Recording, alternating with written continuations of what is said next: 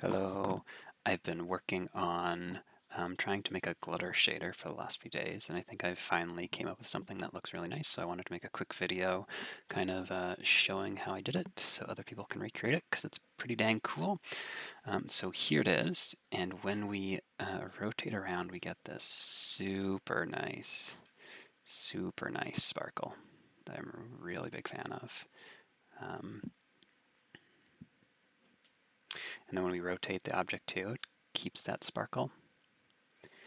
It's pretty straightforward to set up, so we're just going to go through entirely and recreate it. So we're just going to make a new material. I'm going to drop it on there. I'm using substrate, so if you're using not substrate, it might be a little bit different in terms of what final output main node inputs you plug into, but should be basically the same. So here's our empty material. And so this sparkle technique uses a special little mask that's this texture. And all this is just a random circle scattered all over the texture in varying intensities, and then just 3 different copies of that, each in the RGB channels. I made that in Material Maker. And it's pretty straightforward. If you want to do that, you just make a circle, and then you just tile it randomly through this tiler node. You do this 3 different times with a different seed, and then you just combine them together into one texture, and then you can export that out. Yeah, and then you get this texture. So if we drop this texture in here and we turn it to a texture object, the main bit of this effect is using a bump offset. And so we're going to take 2 different copies of this texture,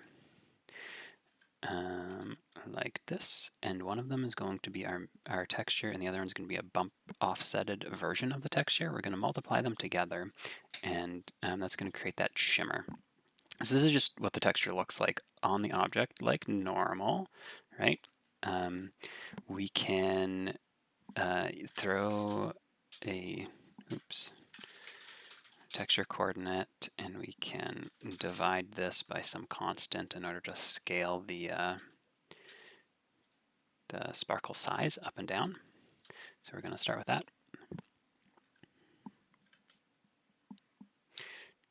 So we can scale this up and scale it down, right?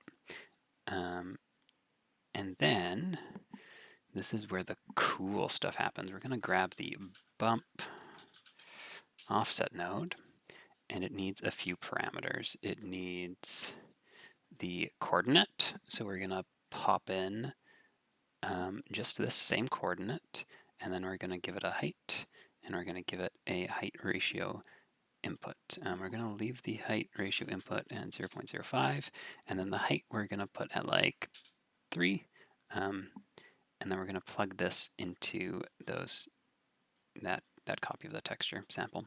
So if we look at just the bump offsetted version now, it's going to look like it's kind of being like pushed in down deep through the surface.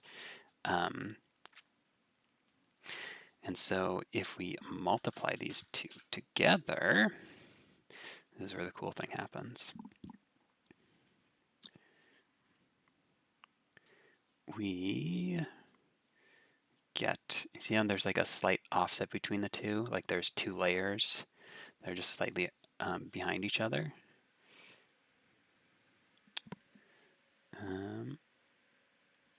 If we push this down even further, you can see how it like shifts, right?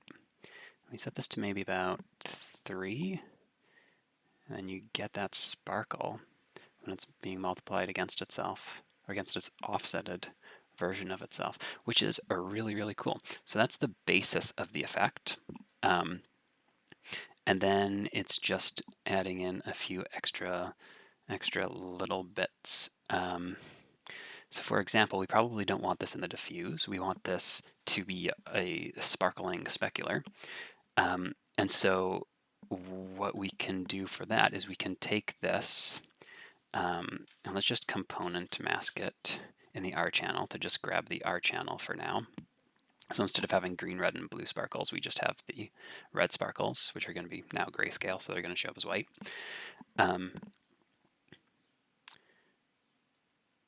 We have a sparkle mask here that we can do whatever we want with. And one thing that we might want to do is we want to use that mask to drive a lerp that goes into our specular. And in substrate, our specular is our F0 and F90. It's like our specular and the direct specular and then like the edge specular. So we just plug this into both, and we say when our mask, where our mask is black, we want our object to have no specular, and where our mask is white, we want it to have full specular, and that will make these white bits then shiny. And we should disconnect the diffuse actually for a second too, because we don't want it to show up in the diffuse. We just want it to show up in the specular. And yeah, now we get that. So let's throw in a actual color here. That's just going to be black for now. And now we have that sparkling in the specular. And we can control the roughness too.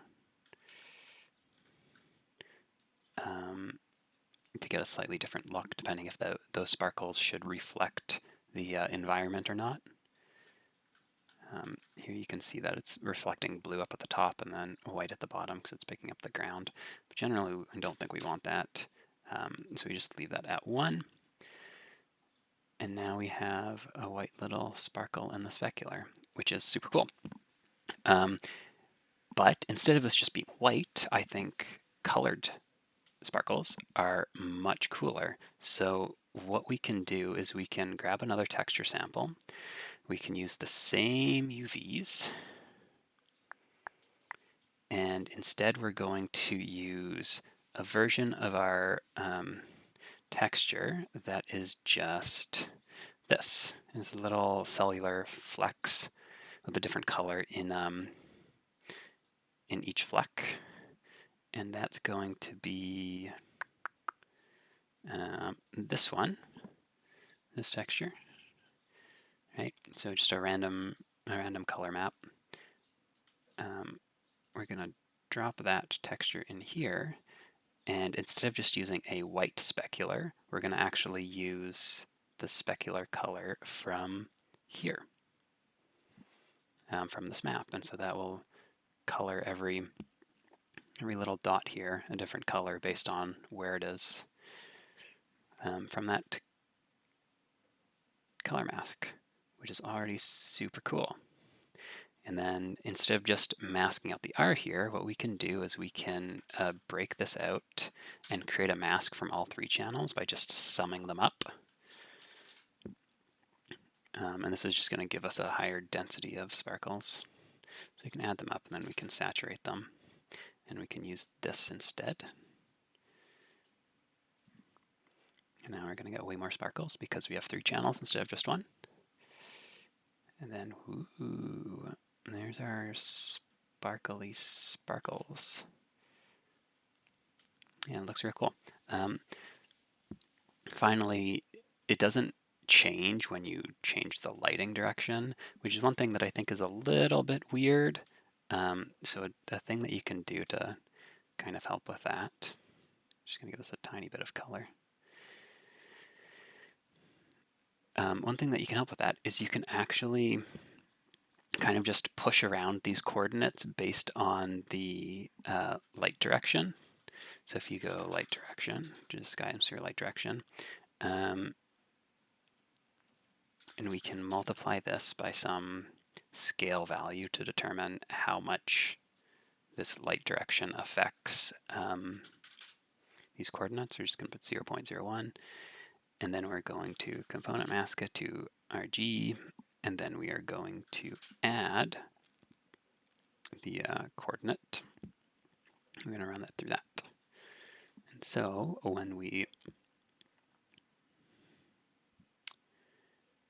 move the light now, you can see that we're getting a little bit of shimmer too. which I think looks really nice. Kind of makes it look a little bit more how you'd think sparkles would look. And then it still sparkles in the same way when you move it around. So yeah, there's a video. 10 minutes. It was supposed to be like 3, but that's the cool sparkles. One thing that I'm not too sure about is that I want to kind of use this for snow, right? And snow is often really bright white, but the speckles kind of get lost like entirely, which kind of stinks. And you can like kind of get around it by maybe darkening the snow color a little bit. And like we can kind of boost this color here. But I haven't really quite figured out what the best solution is for that in order to make these show up a little bit more obviously on light colors. You can like start to kind of see it a little bit. You boost it up real big. And let's just make all these sparkles white instead of multicolored for a second. It kind of starts to show up on the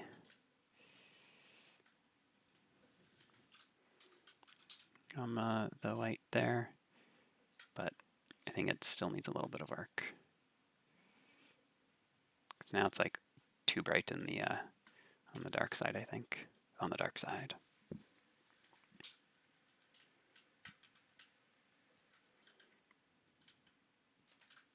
But yeah.